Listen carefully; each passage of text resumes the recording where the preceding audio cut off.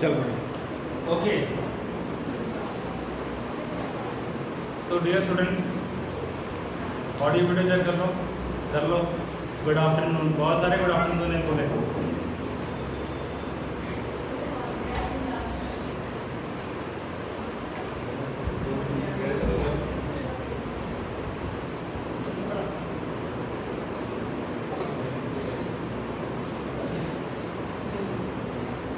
बच्चों कल आपका टेस्ट होगा, कल ऑनलाइन वाले ऑफलाइन वाले सारे दोनों, कल को टेस्ट होगा आपका एसी का, ठीक है, अल्टरनेटिंग करंट। क्लियर है? क्लास में किसी और दिन ऑफ कर दूंगा, बट आज नहीं।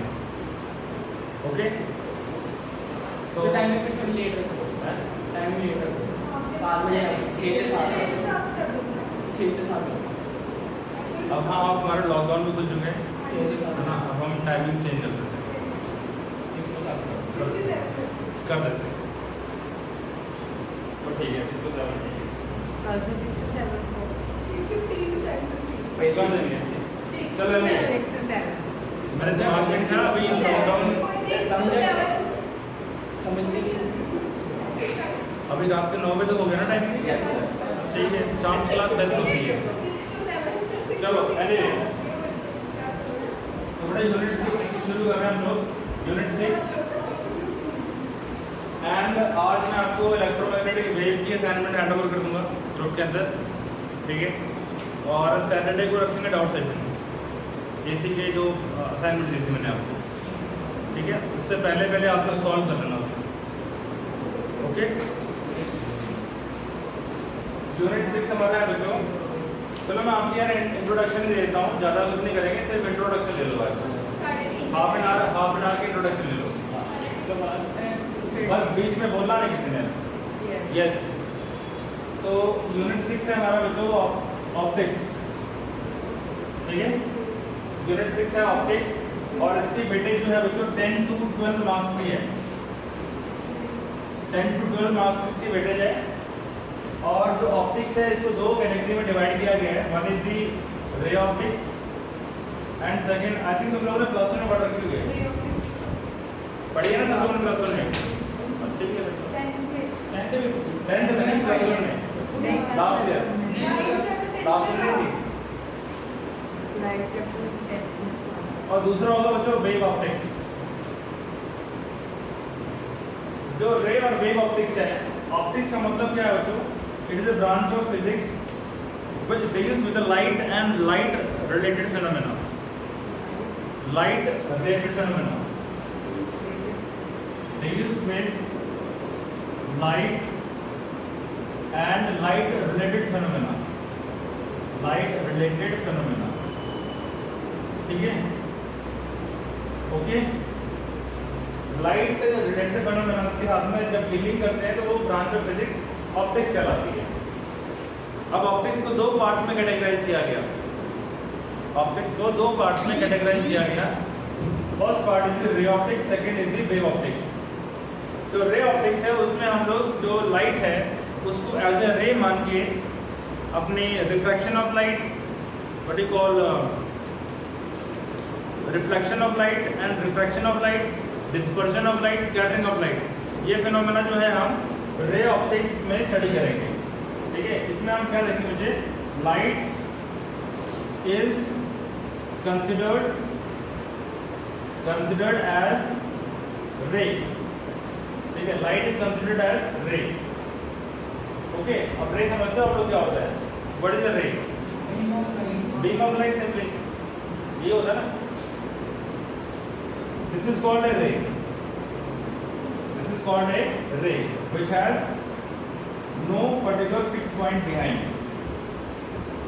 ठीक है, इसका कोई फिक्स पॉइंट नहीं है पीछे की तरफ, इसको हम रे बोलेंगे। There is no fixed point. अब ये रे कहाँ से आ रही है, we have no idea. बहुत लेंथ इसकी ज़्यादा है, इसको रे बोलेंगे। और अगर हमने इसको फाइनाइट कर दिया तो ये बन जाएगी लाइन सेगमेंट बन जाएगी, सेगमेंट ऑफ रे। रे मतलब जिसका जो एक्सटेंशन है वो इन्फिनिटी क्या होता है, दैट इज अ रे। और इसके अंदर बेसिकली हम लोग पार्टिकल नेचर ऑफ लाइट को भी स्टडी करेंगे, पार्टिकल नेचर ऑफ लाइट। ठीक है, पार्टिकल नेचर ऑफ लाइट भी स्टडी करेंगे। Okay, particle nature of light, आपको पता है वेव और पार्टिकल ड्यूअल नेचर शो होते हैं किसके थ्रू, लाइट के through. Light shows dual nature, it behaves as particle as well as wave, ठीक है, it behaves as particle as well as wave. या हम बोल सकते हैं लाइट जो है वो रे नेचर शो करता है। अब रे का नेचर क्या होता है, it has to always travel in the straight line, we all know that. जो रे होती है वो हमेशा किस लाइन पे चलती है, स्ट्रेट लाइन पे ट्रैवल करती है, ठीक है। रे always travels in straight line, ठीक है, ये सबको पता है। रे ऑफ लाइट जो होती है वो स्ट्रेट लाइन पे ट्रैवल करती है ना, पता है आपको। रे ऑफ लाइट जो होती है it always travels in a straight line. Okay, अब रे ऑफ लाइट जो है स्ट्रेट लाइन में ट्रैवल करती है, तो इस स्ट्रेट लाइन में ट्रैवल करने की वजह से क्या इफेक्ट्स देखे देते हैं। पहला इफेक्ट देखा गया रिफ्लेक्शन ऑफ लाइट, दूसरा इफेक्ट बहुत कॉमन है रिफ्लेक्शन ऑफ लाइट, और तीसरा इफेक्ट है डिस्पर्जन ऑफ लाइट, और चौथा है स्कैटरिंग ऑफ लाइट। ये चार जो इफेक्ट हैं जो कि स्ट्रॉन्ग एविडेंस है रे नेचर ऑफ लाइट, ठीक है, रे नेचर ऑफ लाइट, यानी कि लाइट जो है वो स्ट्रेट लाइन पे ट्रैवल करती है। ऐसा नहीं कि लाइट देखो तुम ऐसे टेढ़ा मेढ़ा ऐसे चला दो। अब आप लोगों ने क्लास 10th में वो रे डायग्राम बनाया होंगे मिरर और लेंसेज के, उसमें हमेशा हम लोग या तो ऐसे रे बनाते हैं या ऐसे बनाते हैं, मतलब स्ट्रेट रे बनाते हैं विदाउट एनी कर्व। और कुछ लोग ऐसे होते हैं जो रे को ऐसा बना देते हैं, बनाते हैं टेढ़ा मेढ़ा, तो वो गलत है। जब भी हम रे की बात करेंगे, रे ऑप्टिक्स की बात करेंगे, तो वहां पे we will be dealing with the straight path of the light, I mean the straight travel of the light. Ray optics में सबसे क्रूशियल बात ये है कि light always travels in a straight line. इस बात के ऊपर बहुत सारे फिनोमेना की स्टडी करेंगे हम लोग, reflection, refraction, dispersion and scattering, ठीक है। अब scattering of light and dispersion of light आपके सिलेबस से डिलीट हो गया इस बार, इवन रिफ्लेक्शन ऑफ लाइट भी डिलीट हो गया। मैं आपके साथ में शेयर करूंगा सिलेबस अभी थोड़ी देर के बाद में, जिसमें रिफ्लेक्शन ऑफ लाइट की खाली इंट्रोडक्शन देने को बोला गया, क्योंकि आप 10th में पढ़ के आते हो, मतलब उसमें रे डायग्राम्स वगैरह है ना, 6 रे डायग्राम करके मिरर के और 2 रे डायग्राम उसके कॉन्वेक्स के, ठीक है, ये सारा तुम पढ़ के आओ, मिरर फार्मूला, लेंस फार्मूला सब पढ़ के आओ। तो इसकी सारी ऊपर ऊपर से एक्सप्लेनेशन देने को बोला है बोर्ड ने, डेप्थ में नहीं जाना है। डेप्थ में चलेंगे हम लोग रिफ्रैक्शन के अंदर। रिफ्लेक्शन तो बोला कि ऐसे ही बस रिवाइज करा दो, कुछ कराना ही नहीं आपने, बट मैं ऐसा नहीं करूँगा, ठीक है। मैं आपसे सिर्फ रे डायग्राम बनाने के लिए बोलूँगा, आप रे डायग्राम अपने लेवल पे कर लेना, बाकी ईच एंड एवरीथिंग एवरेज पे कि कैसे होता है, ठीक है। तो यहाँ पर जो रे जो है वो हमेशा स्ट्रेट लाइन में ट्रैवल करती है, तो लाइट का स्ट्रेट लाइन पे चलना और इसकी वजह से क्या क्या चीज़ें ऑब्जर्व होती हैं नेचर के अंदर, उनको स्टडी करना is categorised under ray optics. और लाइट जब फैलती है, आपको पता है लाइट फैलती भी है। अगर मैं यहाँ पे कमरे की लाइट बंद कर दूँ और बाहर ट्यूब लाइट जल रही है, तो इस कमरे में रोशनी होगी। अब वो लाइट कैसे रोशनी होगी, हमें पता है लाइट तो स्ट्रेट लाइन में ट्रेवल करती है, लेकिन अगर बल्ब वहाँ जल रहा हो ना, तब भी यहाँ लाइट पहुँच जाती है, हल्का तो लवा होता है। Reason because of diffraction of light. Diffraction मतलब लाइट का बेंड हो जाना around the corners of obstacle. Light corner पे टकराती है तो लाइट की बेंडिंग हो जाती है, और बेंडिंग होने की वजह से वो वहाँ भी पहुँच जाती है जहाँ उसे नहीं पहुँचना चाहिए, जहाँ पे रे नेचर फेल हो जाता है। कहने का मतलब ये है कि अगर मैं आपको बोलूँ कि यहाँ पे एक ऑब्स्टेकल है, ये कितना बड़ा स्लिट लगा हुआ है ऑब्स्टेकल, और यहाँ पे एक स्क्रीन लगा दी मैंने, क्या है यहाँ पे स्क्रीन है, और यहाँ पे एक बल्ब चल रहा है, ये बल्ब चल रहा है, ओके। और ये लाइट अगर रे है, अगर लाइट रे नेचर को शो करती है, तो रे जो है वो खाली यहाँ पे जाना चाहिए, यहाँ पे ऐसे, यानी यहाँ पे क्या होना चाहिए, डार्कनेस होनी चाहिए, होनी चाहिए ना, होनी चाहिए। बट ये कंप्लीट डार्क नहीं होता, ये कंप्लीट डार्क नहीं होता, इसकी नीचे यहाँ पे कुछ ना कुछ इल्यूमिनेशन रहती है, कुछ ना कुछ यहाँ पे ब्राइटनेस रह जाती है, ब्राइटनेस यहाँ पे रह जाती है। तो ब्राइटनेस क्यों रहती है, अंधेरे में थोड़ा बहुत उजाला रहता है, क्यों रहता है, because of diffraction of light, diffraction of light. And diffraction of light light के वेव नेचर को जस्टिफाई करता है। ये लाइट वेव की तरह बिहेव करती है। ऐसे बहुत सारे एक्सपेरिमेंट हैं, लाइक इंटरफेरेंस ऑफ लाइट। कभी आपने देखा सड़क पे अगर तेल गिर जाए या पानी में जब तेल गिर जाता है तो कलर्ड फिल्म बन जाती है। कभी देखा आपने? जब बारिश का मौसम होता है अक्सर देखने को मिलता है कि रोड पे ना अगर तेल गिर जाए तो रोड पे ऐसे कलर्ड फिल्म सी बन जाती है। That is what, that is because of interference of light.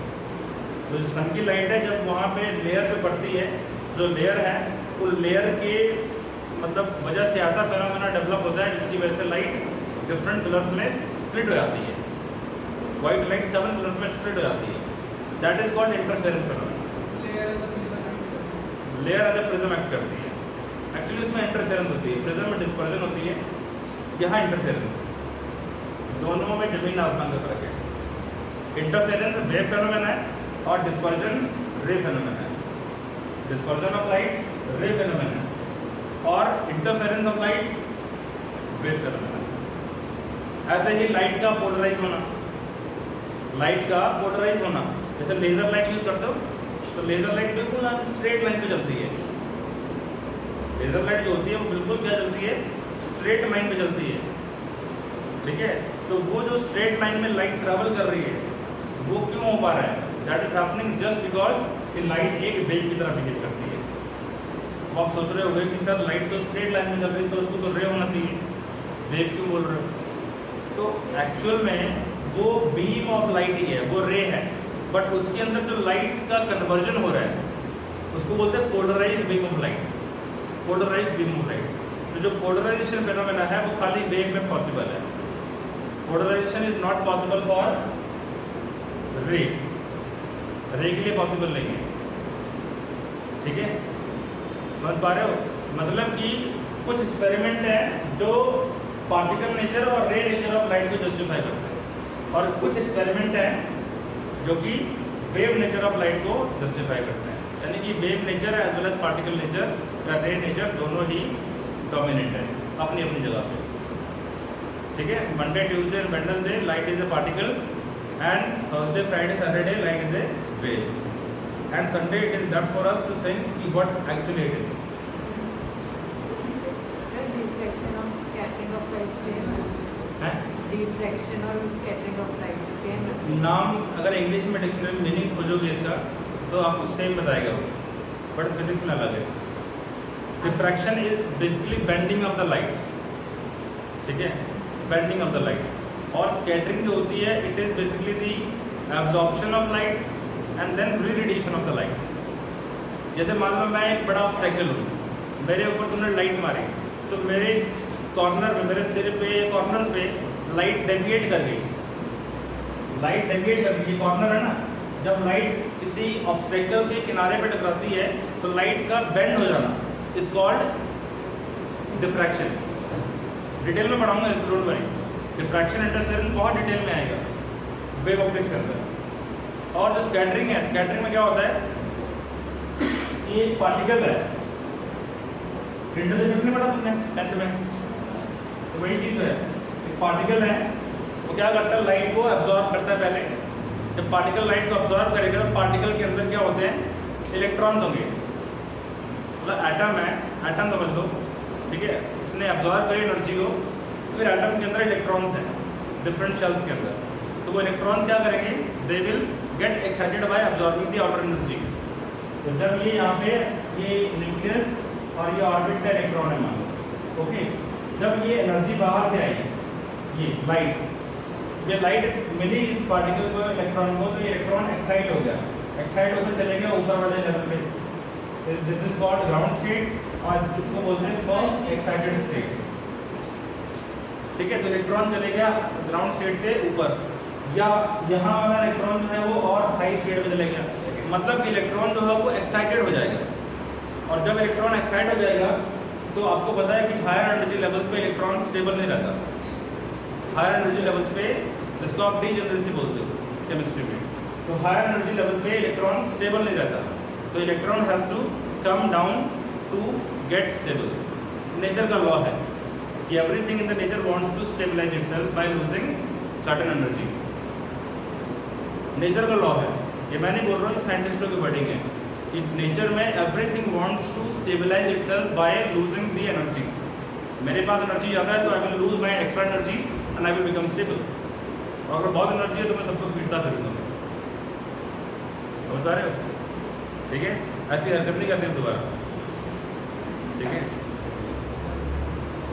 Anyway तो यहाँ जब इलेक्ट्रॉन एक्साइट हो गया तो उसके बाद एनर्जी बढ़ गई। अब हमें पता है कि जब इलेक्ट्रॉन को स्टेबल होना है तो it has to come downward, down state में आएगा। अगर सेकंड स्टेट में था तो फर्स्ट में आएगा, अगर फर्स्ट में चलेगा तो ग्राउंड में जाएगा। और जब ये ट्रांजिशन करेगा हाई एनर्जी स्टेट से लो एनर्जी स्टेट में, then it will generate an electromagnetic wave. Electromagnetic wave ऐसे भी बनती है। ठीक है, तो इलेक्ट्रोमैग्नेटिक वेव जनरेट करेगा according to the Bohr's third postulate. ठीक है, जिसमें आप पढ़ते हैं delta E is equal to hc by lambda, पढ़ते थे ये है। This is delta is what energy difference between two levels. ठीक है, और ये जो एनर्जी डिफरेंस है उससे कॉरस्पॉन्डिंग यहाँ पे एक इलेक्ट्रोमैग्नेटिक वेव जनरेट होगी। ठीक है, हम कहाँ जा रहे हैं? हम अलग लेवल पे जा रहे हैं। तो मैं बता रहा था आपको केमिस्ट्री की फिजिक्स ये बेसिकली केमिस्ट्री में चीज़ें एक्सप्लेन करते हैं है फिजिक्स एक्चुअल में। ठीक है, केमिस्ट्री में जो रिएक्शन वगैरह होती है गलती से केमिस्ट्री में एटम मॉलिक्यूल का डिस्क्रिप्शन दे देते हैं, but otherwise chemistry deals with the reactions only. हमारी फिजिक्स में एटम एंड न्यूक्लियाई की स्टडी होती है, उसको क्वांटम मैकेनिक्स बोलते हैं। ठीक है, तो आपके सिलेबस में ये एटम्स एंड न्यूक्लियाई चैप्टर है, आई थिंक 8th यूनिट है, उसमें बहुत डिटेल में आएगा सारा कुछ। तो वेव नेचर को डिस्क्राइब करने के लिए इंटरफेरेंस, डिफ्रैक्शन एंड पोलराइजेशन। जो लेजर लाइट होती है वो हाईली पोलराइज्ड बीम है, पोलराइज्ड बीम है। और हमें पता है कि खाली जो वेव है उसी को आप पोलराइज कर सकते हो, पार्टिकल को पोलराइज नहीं कर सकते। ठीक है, तो पोलराइजेशन जो फेनोमेना है it show that the light जो है वो वेव है। Light can be polarise. Polarise होने का मतलब है लाइट को एक सीधी रेखा में चला देना, to make the light move in a straight line, that is called polarisation. अगर मैं इधर रैंडम ऐसे भाग रहा हूँ, इधर लेफ्ट राइट फैल रहा हूँ मैं, तो मेरे को पकड़ के इधर ऐसे एक स्ट्रेट लाइन पे चला दिया है, that will be called my polarisation. Polarisation का मतलब ये होता है कि लाइट जो बिखरी हुई है उसको इकट्ठा करके एक स्ट्रेट लाइन पे फेंक देना, जैसे लेजर में होता है। लाइट जो बिखरती है, जैसे लाइट बिखरी हुई है अभी चारों ओर, अगर मैं इसको पोलराइज कर दूँ तो लाइट एक डायरेक्शन में चलना शुरू कर देगी, खाली एक पाथ पे ट्रैवल करेगी, लीनियर हो जाएगी लाइट, लीनियर पोलराइजेशन बोलेंगे। तो लाइट को पोलराइज कर सकते हैं, इसलिए लाइट को एज ए वेव में डील कर सकते हैं। ये एक्सपेरिमेंट्स हो चुके हैं, ब्रेवेस्टर था, लॉ ऑफ लेलस है, तो सारे वेव थ्योरी को सपोर्ट करते हैं। ठीक है, तो संडे हमारे पास है सोचने के लिए कि लाइट है क्या एक्चुअली। ओके, चलो, तो आप वैसे भी वेडनेसडे है, फ्राइडे, वेडनेसडे। ऑलराइट, तो ये बच्चों अपने पास में था डिस्क्रिप्शन रे और वेव थ्योरी का। अब हम बात करेंगे रे ऑप्टिक्स की। रे ऑप्टिक्स में सबसे पहला जो चैप्टर है वो आपके पास में है reflection of light. Very first chapter is reflection of light. इसके बाद हम दूसरा चैप्टर पढ़ेंगे आप लोग रिफ्रैक्शन ऑफ लाइट। रिफ्रैक्शन के अंदर आप लोग डिस्पर्शन पढ़ोगे, DIR पढ़ोगे और स्कैटरिंग ऑफ लाइट पढ़ोगे। ठीक है, तो मैं कोशिश करूंगा कि जो चीज़ें सिलेबस में नहीं है और अनइम्पॉर्टेंट है उनको पढ़ा दूंगा। ठीक है, ओके, और जो चीज़ें इंपॉर्टेंट है भले सिलेबस में नहीं है मैं वो कराऊंगा, जिनका आपको फ्यूचर में यूज़ होगा। जो फ्यूचर में यूज़ होगा और सिलेबस में नहीं है मैं वो करा दूंगा आपको, कुछ बहुत टाइम है। ठीक है, तो रिफ्लेक्शन ऑफ लाइट की हम बात करेंगे। इसको बोर्ड ने पूरी तरह से डिलीट कर दिया है for your information, not in syllabus this year.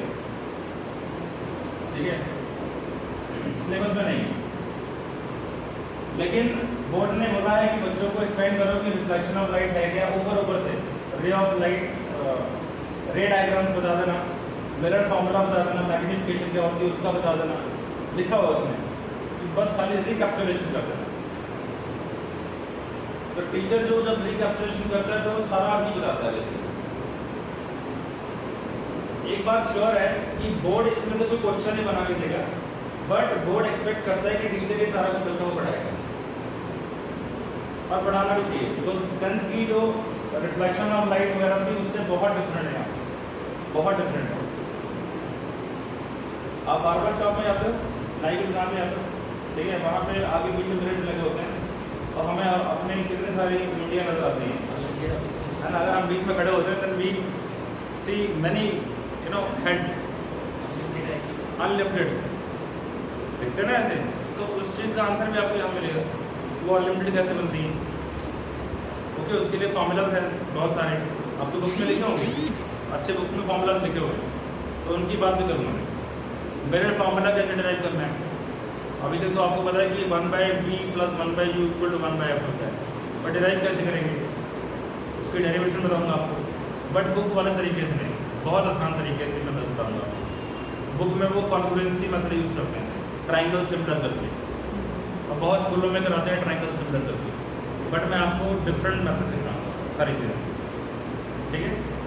Number पूरे मिलेंगे उसके, कई लोग नंबर काट भी लेते हैं, कई लोग काट भी लेते हैं, आपके स्कूलों में नंबर काट लेते हैं, पता नहीं। मैंने बच्चों को लास्ट टाइम कराया था और उन्होंने नंबर उड़ा दिया बच्चों की, कहते हैं ये तो होता ही नहीं, कहते हैं तो होता ही नहीं, मतलब मैं तेरा मार में नहीं हूँ, होता है। सर उसे बैलेंस करने का कोई लॉजिकल बहस हो तब ठीक लगता है, इलॉजिकल नहीं। चलो एनीवे, तो मैं आपसे पूछता हूँ what is the reflection of light, what is the reflection of light, आप बताओ। बेंडिंग ऑफ लाइट, यस आप बताओ। Reflection of light, bending of light, ऐसी हालत में हम कैसे इसको शूट कर सकते हैं। It is not bending of light, it is the bouncing back of the light after striking a polished surface, ठीक है। बाउंसिंग बैक, देखो bouncing back of light after hitting a polished surface, ठीक है। And आपको पता होगा reflection of light की वजह से ही हम सब कुछ देख पाते हैं, ये सबको पता होगा। रिफ्लेक्शन ऑफ लाइट जो है that is the basis of our vision, we can see only because the things reflect the light, whatever we see in our surrounding they all reflect the light। अगर वो perfectly black body बन जाए that means कि they completely absorb just like black body, तो अगर वो completely light को absorb कर ले तो उनको हम देख नहीं सकते, visible light से देख नहीं सकते, ठीक है। तो यहाँ पे रिफ्लेक्शन ऑफ लाइट का मतलब है bouncing back of the light after striking the polished surface. Okay, you can see the black board because of reflection, light यहाँ पे रिफ्लेक्ट कर रही है तो आप देख पा रहे हो, ठीक है। बट मान लो अगर यहाँ पे बहुत ही मतलब हाई लेवल का रिफ्लेक्शन हो जाए, बहुत ही हाई लेवल का मतलब कि बहुत ही शाइनी सरफेस होता है, हाईली पॉलिश, फिर वो आपको यहाँ पे बल्ब की इमेज नजर आना शुरू हो जाएगी, जो कि होता है कई बार डिफरेंट एंगल से बैठते हैं तो हमें यहाँ पे ट्यूब लाइट की इमेज दिख रही होती है, तो वहाँ पे ब्राइट दिखता होता है। जैसे ऊपर वाले कमरे में क्लास लगती है तो ऑनलाइन में बच्चों के पोर्शन पे वाइट नजर आता है, तो बेसिकली ट्यूब की रिफ्लेक्शन पड़ रही होती है, क्योंकि ये हाईली पॉलिश्ड है, स्मूथ है काफी। और वहीं पे दीवारें जो है they are rough, they are showing irregular reflection. अच्छा, दो तरह की रिफ्लेक्शन होती है, एक होती है रेगुलर और एक होती है इररेगुलर। रेगुलर रिफ्लेक्शन और एक होती है इररेगुलर रिफ्लेक्शन। आज मैं एक जनरल सी बातें कर रहा हूँ आपके साथ, जनरल सी बातें, एग्जाम में कुछ नहीं आना इसके बाद, इसके अंदर बस रिफ्लेक्शन ऑफ लाइट का एक बार पहले ब्रश अप हो रहा है, जो भी पढ़ रखा हुआ है उसको थोड़ा सा मैं शार्प करने की कोशिश कर रहा हूँ। तो रेगुलर रिफ्लेक्शन क्या है, basically it is the reflection of the light from a plane surface. Plane surface, smooth surface, जैसे ये स्मूथ सरफेस है, काफी स्मूथ है, 99% स्मूथ बोल सकते हो। हाउएवर ये कुछ रे ऑफ लाइट को एब्जॉर्ब भी कर रहा है, अगर ये कंप्लीटली सपोज कर लो लाइट को रिफ्लेक्ट कर दे तो ये मिरर बन जाएगा, तो हम अपनी शक्लें इसमें देख पाएंगे, ठीक है, and which is not required, ठीक है। तो यहाँ पे रिफ्लेक्शन काफी हद तक रेगुलर है, काफी हद तक, ठीक है। बट अगर माइक्रोस्कोप की लेवल पर देखें तो इसमें थोड़ी बहुत रफनेस भी है, अगर रफनेस ना होती तो लिखना भी डिफिकल्ट होता, समझते हो ना आप। अगर आप पेन को यहाँ पे चलाओगे तो बड़ा मुश्किल होगा, पेन का जो रोलर है, बॉल, वो हिलेगा ही नहीं, क्योंकि जब फ्रिक्शन होती है, फ्रिक्शन होगी तभी तो हिलेगा, और जब बॉल हिलेगी अंदर घूमेगी तो वो जो ऊपर की इंक है उसको उठा के प्रिंट करेगी। हाँ, फाउंटेन पेन का भी टेक्नोलॉजी कुछ ऐसी समझ पा रहे, नहीं समझ पा रहे। तो ये रेगुलर रिफ्लेक्शन है, ठीक है। रेगुलर रिफ्लेक्शन कहाँ पर डिजायरेबल है? जहाँ पे हमें अपने आप को ब्यूटीफाई करना होता है, ठीक है। अगर हमें अपने आप को देखना होता है तो हम लोग क्या करते हैं, we demand regular reflection, I mean we see ourselves in mirrors, ठीक है। और अगर हम गाड़ी ड्राइव कर रहे हैं सपोज कर लो, ठीक है, और रोड पे पानी गिरा हुआ है, बरसात हो रही है और रात का समय है, हाईवे पे चल रहे हो हाई स्पीड पे और बारिश हो रही है या बारिश नहीं हो रही है, बारिश होके जस्ट फटी है, ओके। तो जो पानी होगा तो पानी रोड को क्या कर देगा, हाईली स्मूथ कर देगा, ठीक है, स्लिपरी भी होगी। और दूसरी चीज है, जब रे ऑफ लाइट उस वाटर पे पड़ेगी तो वो काफी उसको रिफ्लेक्ट करेगा, रे ऑफ लाइट को रिफ्लेक्ट करेगा, जिसकी वजह से जो सामने से गाड़ियां आ रही होगी उनकी आंखों में एक डैजलिंग ग्लेयर फील होगा, डैजलिंग ग्लेयर, जिसकी वजह से क्या होगा कि सही तरीके से सामने वाले बंदे को व्यू नहीं मिलेगा, सामने वाले बंदे को प्रॉपर व्यू नहीं मिलेगा, मतलब चमक इतनी ज़्यादा होगी, डैजलिंग ग्लेयर बोलते हैं उसको। ये आंखों में एकदम इतनी तेज चमक लगेगी कि आपका मन करेगा कि आंखें बंद कर लें। जैसे होता है ना कि आप रोड पे चल रहे हो और सामने से कोई हाई बीम फ्लैश मारता है तो एक बार आंखें, ये कैमरे की फ्लैश बजती है, वो वाली चीज़ हो जाएगी। और जैसे आपकी आंखों में अगर एक बार आप लगी तेज रोशनी, अगर और आपका स्टीयरिंग हल्का सा गड़बड़ाया, काम खराब हो सकता है। तो उस समय इस तरह के इस तरह की रिफ्लेक्शन रिक्वायर्ड होती है। नाइट मोड में अगर आपको प्रॉपर विजिबिलिटी चाहिए तो रोड जितना इर्रेगुलर होगा उतना बेटर ड्राइविंग कर पाएंगे आप, यानी कि रोड्स को इर्रेगुलर होना चाहिए, मतलब गड्ढे ना हो उसके अंदर, गड्ढे ना हो, ठीक है, उस तरह का भी रेगुलर नहीं, मतलब कि रफनेस होनी चाहिए उसके ऊपर, स्मूथ रफनेस, गड्ढे वाली रफनेस नहीं, ठीक है, ओके।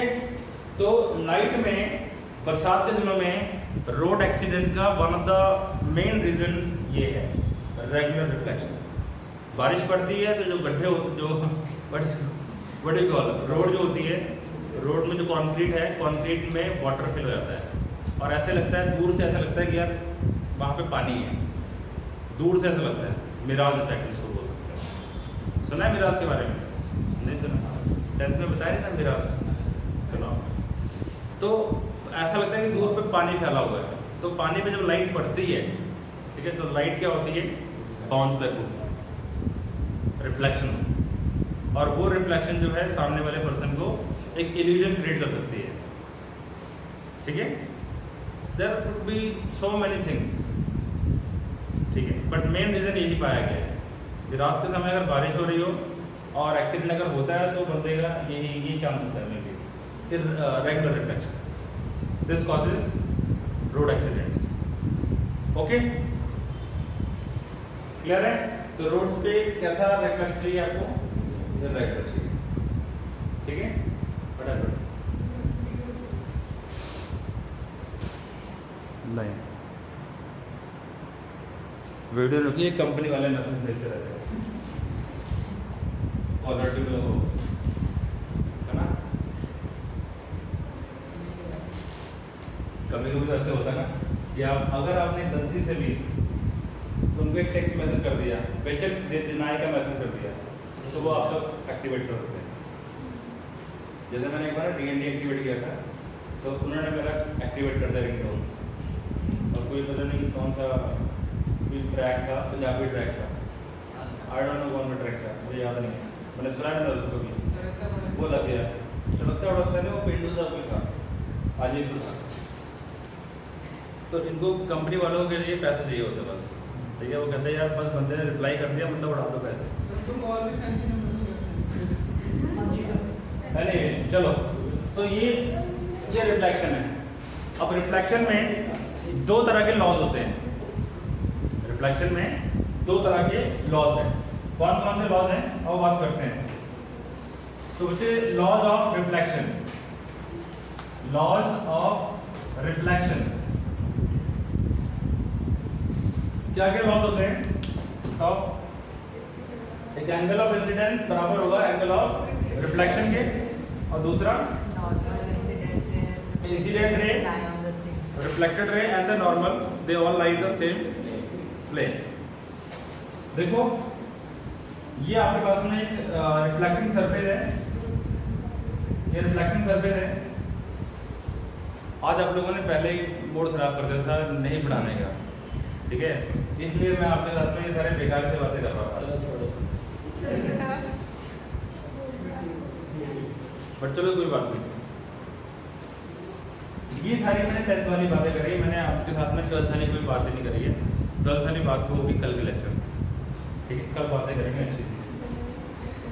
ये हमारा नॉर्मल है बच्चों, नॉर्मल। नॉर्मल मतलब जो कि मिरर के ऊपर 90 डिग्री एंगल बनाती है। तो ये आपके पास में मिरर है, प्लेन मिरर या simply reflecting surface.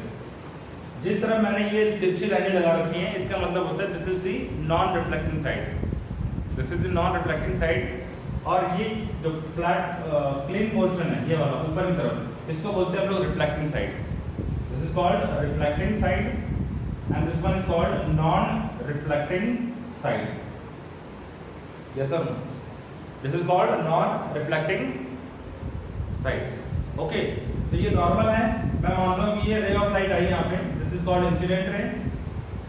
Incident ray जो एंगल नॉर्मल के साथ बनाती है उसको हम क्या बोलते हैं, एंगल ऑफ इंसिडेंट बोलते हैं। और ये रे ऑफ लाइट यहाँ से बाउंस बैक होती है क्योंकि रिफ्लेक्शन हो रही है। रिफ्लेक्शन में रे ऑफ लाइट बाउंस बैक होगी और इसे हम बोलते हैं रिफ्लेक्टेड रे। और ये हो गया तुम्हारा angle of reflection. Angle of incidence क्या है, angle made by the incident ray with the normal. Normal के साथ में जो इंसिडेंट रे ने एंगल बनाया है, एंगल ऑफ इंसिडेंस जो है this is the angle made by incident ray with the normal, और रिफ्लेक्टेड रे जो है वो नॉर्मल के साथ में एंगल बनाती है, that is called the angle of reflection. अब देखने वाली बात यहाँ पे ये है कि जो लॉज ऑफ रिफ्लेक्शन है वो क्या कहते हैं। पहला लॉ ये कहता है कि I is equal to R, angle of incidence equal to angle of reflection, number 1। Number 2 ये कहता है कि जो आपके पास में इंसिडेंट रे है IR, reflected ray and normal they all lie in same plane, ठीक है, एक ही प्लेन में लाई करते हैं। एक ही प्लेन का मतलब क्या होता है कि जैसे ये रे ऑफ लाइट है, देखो ये एक रिफ्लेक्टिंग सरफेस है, ये रे ऑफ लाइट है, ये यहाँ पे आई और ये नॉर्मल, और ये रे ऑफ लाइट ऐसे बाउंस बैक कर गई। तो ये लाइट आई, इस पे गिरी, ये नॉर्मल और ये बाउंस बैक होगी। तो जो ये रिफ्लेक्शन ऑफ लाइट हो रही है वो इस प्लेन के अंदर हो रही है। ये प्लेन है, ये प्लेन इस प्लेन के अंदर हो रही है, ये वाला इस प्लेन में लाइट ये पड़ रही है और ये बाउंस बैक, तो इस प्लेन के अंदर हो रहा है। तो incident ray, normal and the reflected ray, they all lie in this one plane, ये एक प्लेन में लाई करते हैं, ठीक, they all lie in one plane. तो ये दो लॉज है, these are the two laws of reflection of light. कोई डाउट यहाँ तक? Sure, okay. अब मैं बात करता हूँ प्लेन मिरर की, कि प्लेन मिरर क्या होता है और वो किस तरह के इमेजेस बनाता है। ठीक है, let us talk about the plane mirror and how does it form the images. Okay.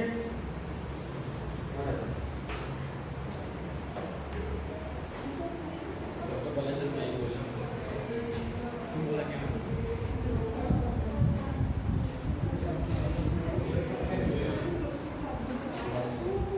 पहले क्या बोला?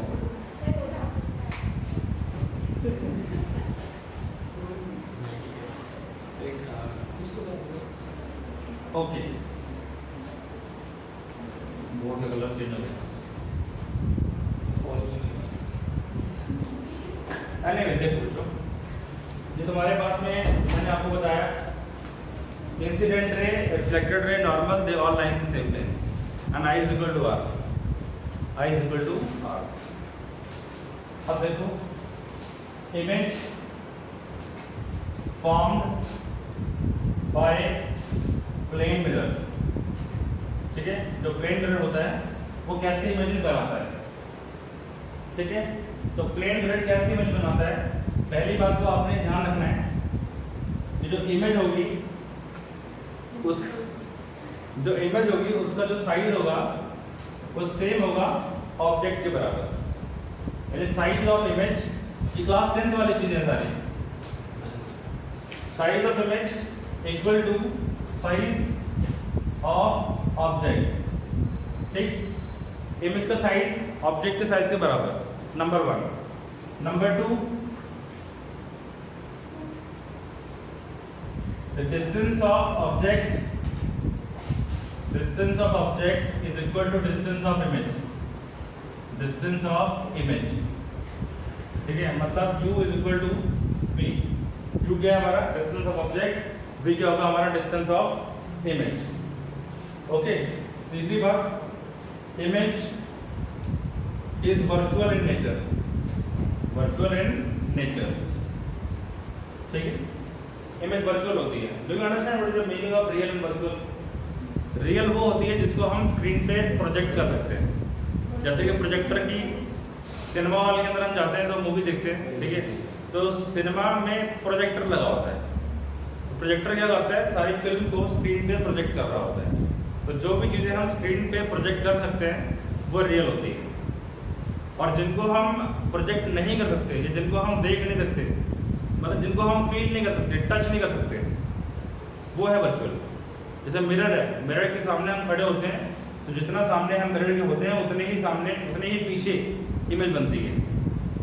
अगर ये मिरर है और मैं यहाँ पे इतने डिस्टेंस पे खड़ा हूँ, मान लो मैं यहाँ पे 10 मीटर के डिस्टेंस पे खड़ा हूँ, तो जो मेरी इमेज यहाँ बनेगी, तो मेरी इमेज यहाँ बनेगी, ये इमेज भी मेरी क्या होगी, 10 मीटर बिहाइंड बनेगी, मिरर के 10 मीटर बिहाइंड बनेगी।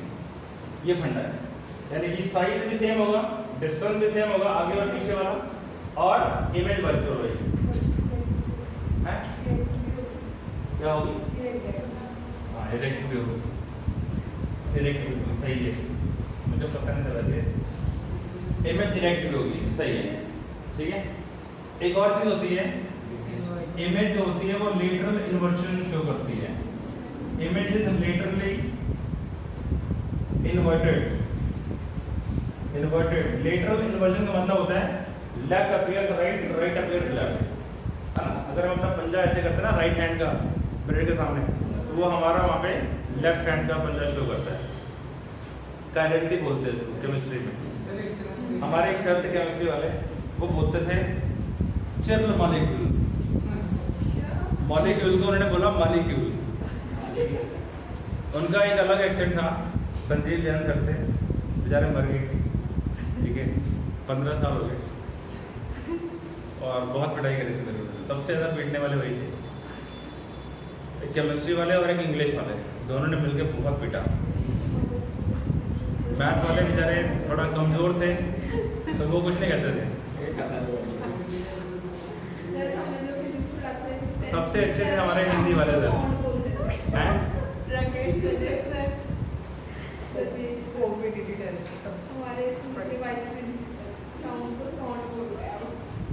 मचल से हमें It sounds good. आपकी sound बड़ी है।